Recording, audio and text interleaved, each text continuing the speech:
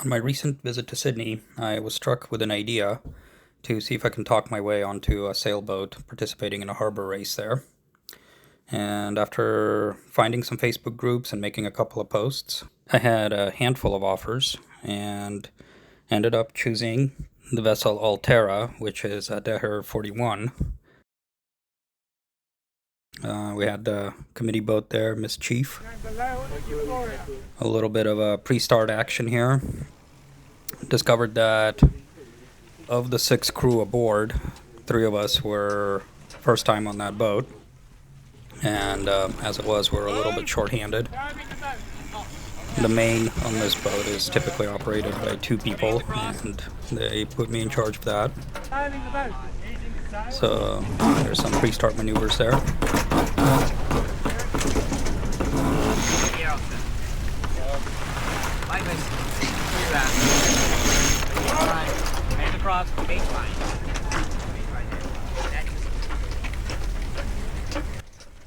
A picture of Sydney Harbor. You can see the Opera House on the right. The boat had these self-tailing winches at all locations, which are convenient but also get in the way a little bit sometimes. There's me flying the bubble.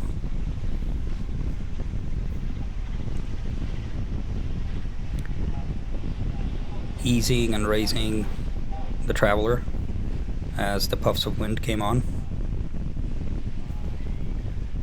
The harbor was just absolutely packed with boats. There's ferries, commercial craft. There was at least 3 other races going on. You'll see some of the excitement here. This is one of the boats in our class that we were competing against.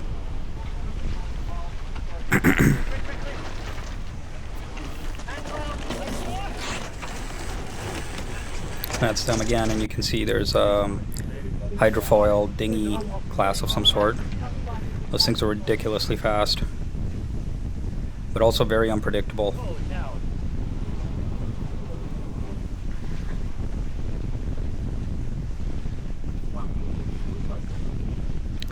Detuning the main here to help the boat stand up a little bit. We had a sustained 25 knot winds for most of the race, and although some of our competitors were reefed, we were out there with a full main.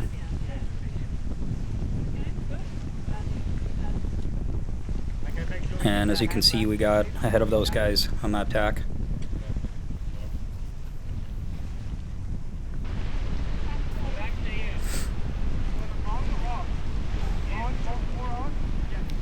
Being a fractional rig, the backstay tension is quite important. So the skipper had me running over there and messing with it.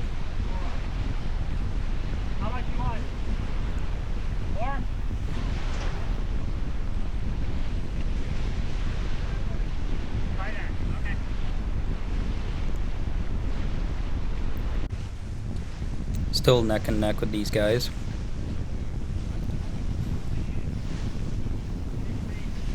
And you can see a somewhat close passing here with one of these hydrofoil guys, but you see when they hit a big wake, they just slow way the heck down, so it's kind of hard to predict.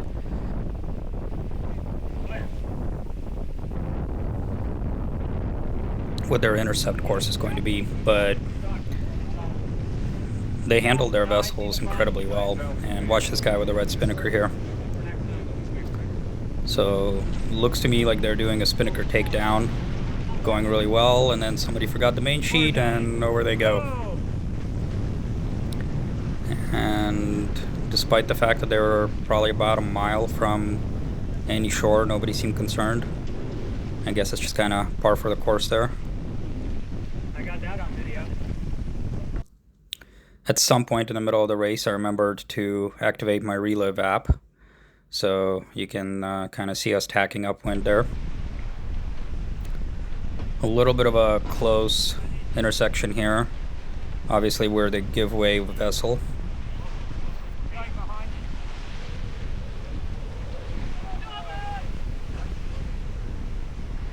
They called starboard on us and had some maneuvering, but I didn't feel that was necessary. We were clearly passing behind them.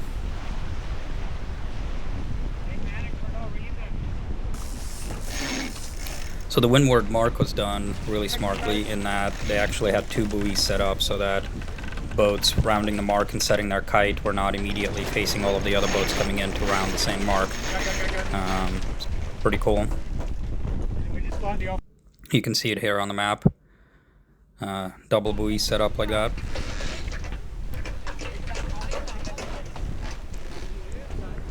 Go on the mast, please, David.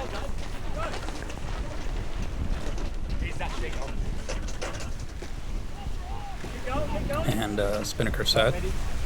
Grab the sheet, please, the blue one, the new blue one. This one. Pulpit, go to the front of the boat, please. Michael, look at the pulpit at the front of the boat.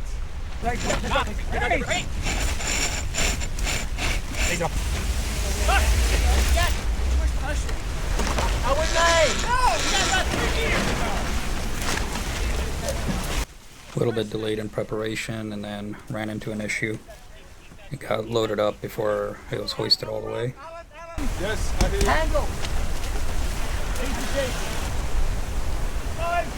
Are we made? No. All way off.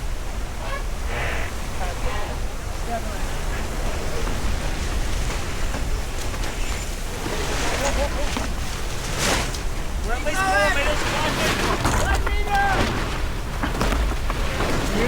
Let go of this one. Hold this one. Let's go that one.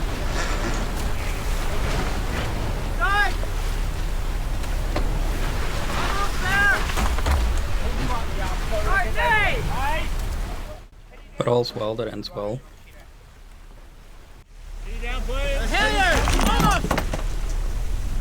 That open transom boat, kind of dangerous with winch handles and things. We're through him.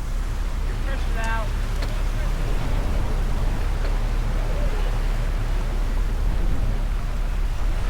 And there's those zippy boats again.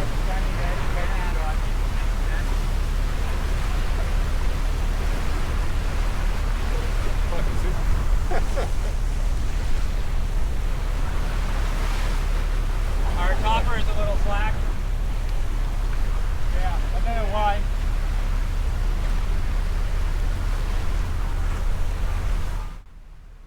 I didn't have much to do on the long downwind leg, so I decided to do a little cockpit cleanup. The skipper and the tactician made what I think was the right call in 25 knots of true wind to not have us go through a spinnaker jibe. So we took a slightly deeper course than ideal to make it as far downwind as we could, and then the plan was to do a spinnaker takedown and raise the heady. That's what they call a jib over there, and do the shorter downwind leg, essentially wing on wing or on a broad reach. So you can kind of see where we came around there, going straight down as far as we can,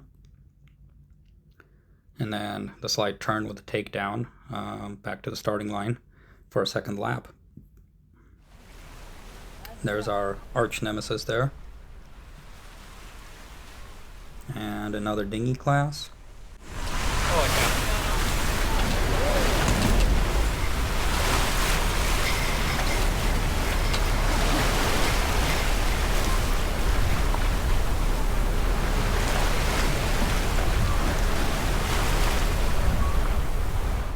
Lots of the little dinghies seem to be sponsored. There was Emirates and McDonald's and all kinds of sponsorships on their sails. Sailing is huge here. And as you can see, the weather definitely improved. So here comes our kite.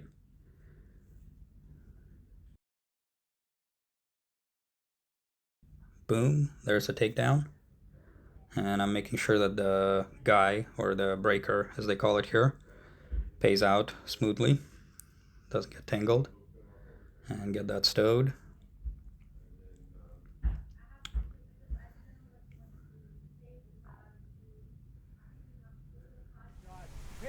And as we're preparing for a jibe, this is a little bit challenging again, kind of struggling with that self-tailing winch. And ideally you want to have both of the winches grinding because there's just so much main sheet to bring in, and there's not enough purchase to do it by hand.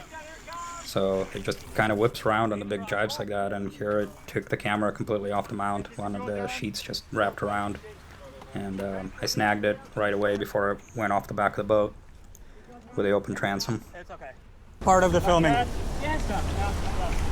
you can see the 1/4-inch thread just popped right out, which is much better than the other way I've broken it before. But partway through the race, I had a bright idea that I could just stick it into the horseshoe ring. And quite honestly, on the stern rail, it would have been a lot safer anyway.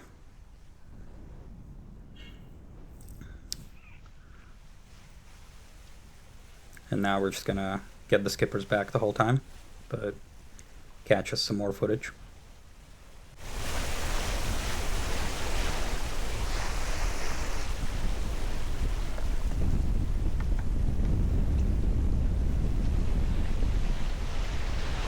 So this is us at the downwind mark again, getting ready for our second spinnaker set. And you can see the course going up here, just long tacks.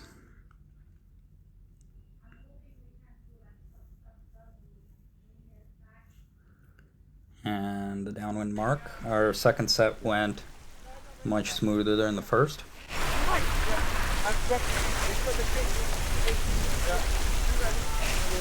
The skipper asked for the main to be way out like that up against the shrouds. I guess that's the way they fly it. I guess it's just a fact of life to have a crease like that in the mainsail when you have spreaders set up like that.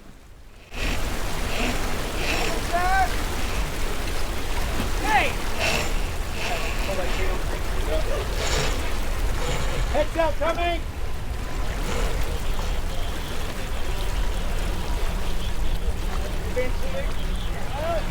Trying. Right, go! Hands up!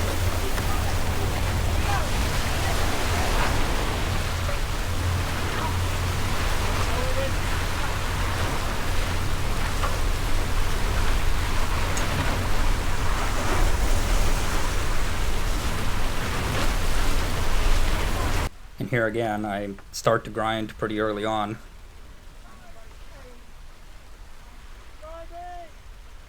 And you can see the jib is coming over, so we've gone through the eye of the wind, but the main is still way the heck out there.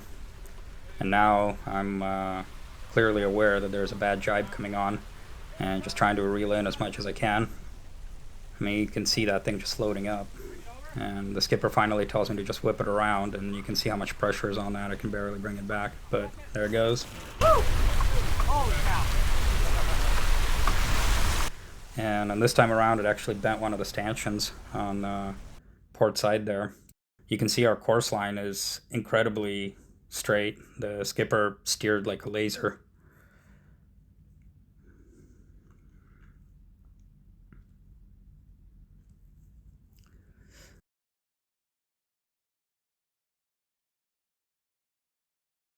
Those numbers are not entirely accurate. We saw 10 knots on the speed meter, and we had sustained 9+ for quite a while going downwind, but there's our finish.